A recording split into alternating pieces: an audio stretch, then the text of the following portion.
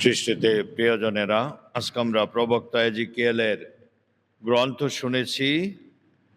আর যেখানে মূল বিষয় হলো তিনি প্রবক্তা হিসাবে ইসরায়েলের অযোগ্য পালকদের প্রতি ঈশ্বরের সেই বাণী তিনি ঘোষণা করেন। অনেকটা এই বাণী তিরস্কারের মতো, কারণ যাদের হাতে সে দায়িত্ব ছিল সেই ঈশ্বর ভক্তদের পরিচালনা করা, তাদের দেখাশোনা করা, তাদের ধর্মীয় বিশ্বাসকে আরো সুদৃঢ় করা, তারা কিন্তু অনেকটা ঝিমিয়ে পড়েছিল। তাদের দায়িত্ব পালনে তারা অবহেলা করছিল।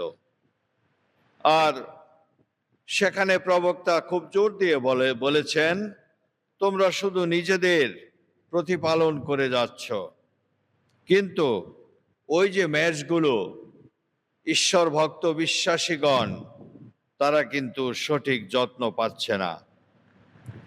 তারা আধ্যাত্মিক ক্ষুধায় তারা পুষ্টি লাভ করছে না, আর তারা বিভিন্ন ভাবে তোমাদের সঙ্গ থেকে বিচ্ছিন্ন হয়ে যাচ্ছে।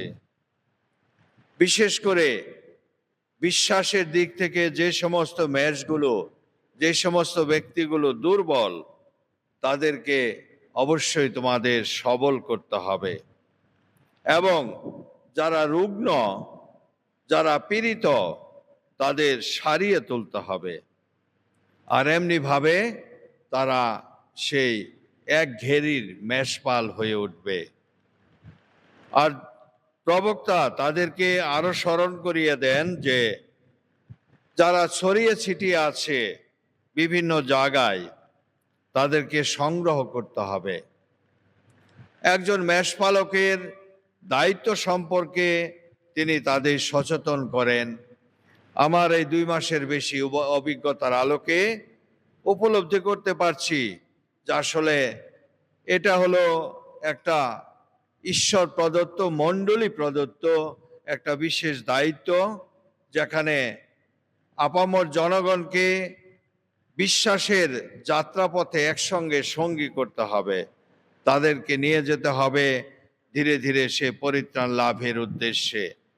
সেখানে ধনী গরিব, সুস্থ অসুস্থ যেই থাকুক, তাদেরকে একসঙ্গে নিয়ে ঈশ্বরের সেই পথে চলতে হবে এবং তাদেরকে দিক নির্দেশনা দিতে হবে যেন তারা একটা পরিপূর্ণ খ্রিস্ট বিশ্বাসী হতে পারে, তাদের বিশ্বাসের দৃঢ়তা নিয়ে, এবং সেই সাথে তাদের মনোভাব, চিন্তা চেতনার মধ্যে যেন একটা মিল বা যেন একটা অংশগ্রহণ সেখানে তাদের থাকে।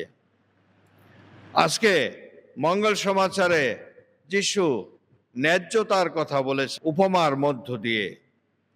যে মালিক শ্রমিকদের নিয়োগ দিয়েছে বিভিন্ন সময়, আর যখন দিনের শেষে তাদের সে মজুরি দেয়, তাদেরকে সমানভাবে দিয়েছে। অর্থাৎ আমরা অনেক সময় চিন্তা করি, আমি তো অনেক প্রার্থনা করি, অনেক ধ্যান করি, অনেক ব্যক্তিগতভাবে প্রার্থনা করে বা খ্রিস্টের প্রতি, ঈশ্বরের প্রতি, মণ্ডলীর প্রতি আমার আনুগত্য স্বীকার করি, আমি নিজেকে ধার্মিক বলে মনে করি। কিন্তু যারা দেরিতে বা একটু পরে, যাদের জীবনে পরিবর্তন এসেছে, যারা সেই খ্রিস্ট বিশ্বাসকে গ্রহণ করছে, তারা কিন্তু একই পুরস্কার পাবে, যদি তারা সে বিশ্বাসকে আন্তরিকতা নিয়ে তাদের সেই অন্তরে সেটা গ্রহণ করে। ঈশ্বরের বাণীর শক্তি, ঈশ্বরের বাণীর সেই আধ্যাত্মিক জীবনের বিশেষ প্রেরণা, ঈশ্বর প্রদত্ত জ্ঞান, বুদ্ধি, প্রজ্ঞা সকল ব্যবহার করতেছে, তখন অবশ্যই সেখানে তারা কি করবে, কি সমপরিমাণ তারা পুরস্কার লাভ করবে। প্রিয়জনের, এই আমরা খ্রিস্ট ত্যাগের মধ্য দিয়ে দিনের শুরুতে আমাদের বিশ্বস্ততা, আন্তরিকতা নিয়ে ঐশ্ববাণী যে শুনেছি তা যেন ধ্যান করতে পারি এবং তারই মধ্য দিয়ে আমরা ফলশালী হতে পারি। ঈশ্বর আমাদের প্রত্যেককে তার সন্তান হিসাবে যেন আশীর্বাদিত করেন।